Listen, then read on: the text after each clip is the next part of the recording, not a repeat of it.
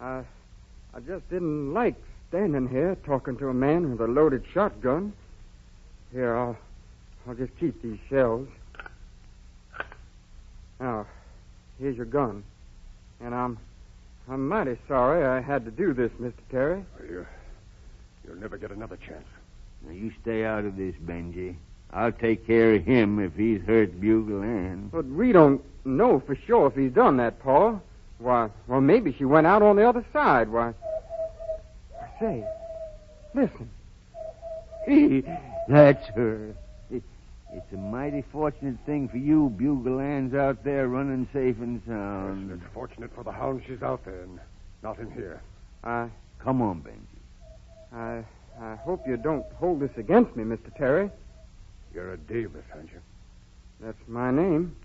Well, I don't like it. And don't you come near my girl, Camden, anymore. You hear me?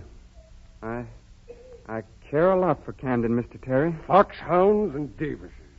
They're all the same breed. And I'll kill any cur that steps on my grass. Jake, if you shoot a Davis hound, I'll blow you clean to glory.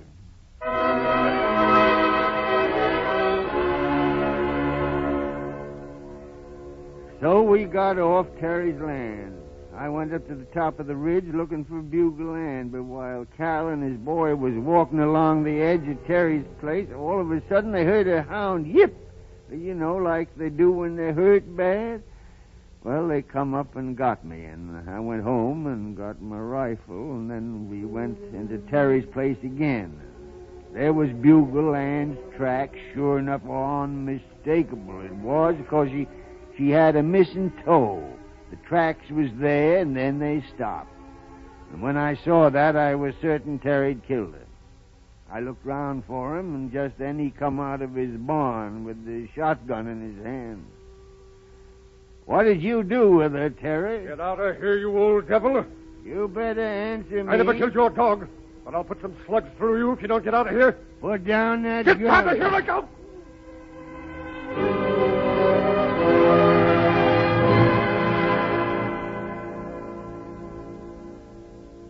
So they tried me for murdering Jacob Terry. There wasn't much defense I could make, seeing as how I'd shot him in broad daylight in front of half a dozen people. So I didn't deny it.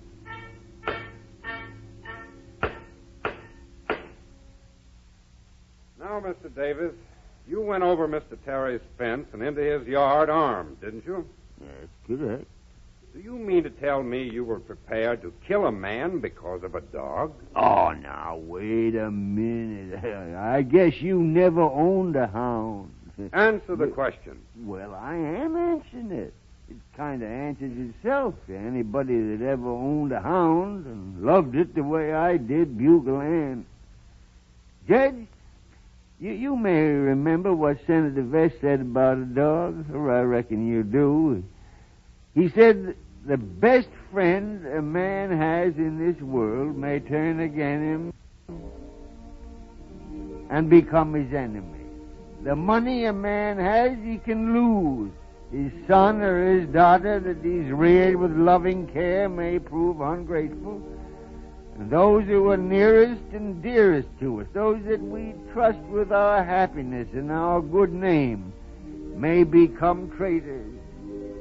The one absolutely unselfish friend that man can have in this selfish world, the one that never deserts him, the one that's never proved ungrateful or treacherous, is his dog. And when the last scene of all comes, when death takes the master in its embrace and his body's laid away in the cold ground, no matter if all the other friends pursue their way, there by his graveside will that dog be found. His head between his paws and his eyes sad, but open and watchful, faithful even to death. Yes, sir.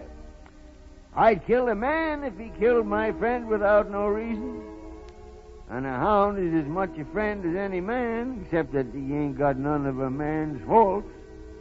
Yes, sir, I ain't denying I killed Jake Terry 'cause he killed Bugle Ann. I didn't want to do it, but I just had to.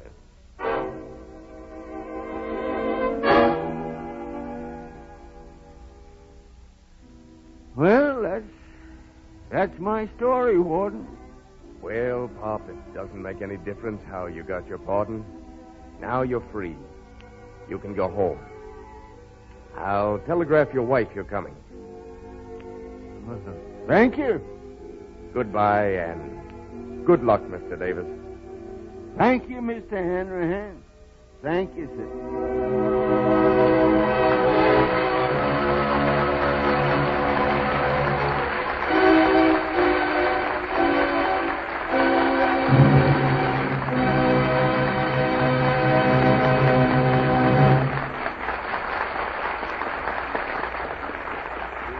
Once more, we present the pretty girl in the apple green dress cut on the bias. This time, Kitty Carlisle revives two of the greatest songs ever written by Vincent Yeoman, Hallelujah and Great Day. Sing them, Kitty.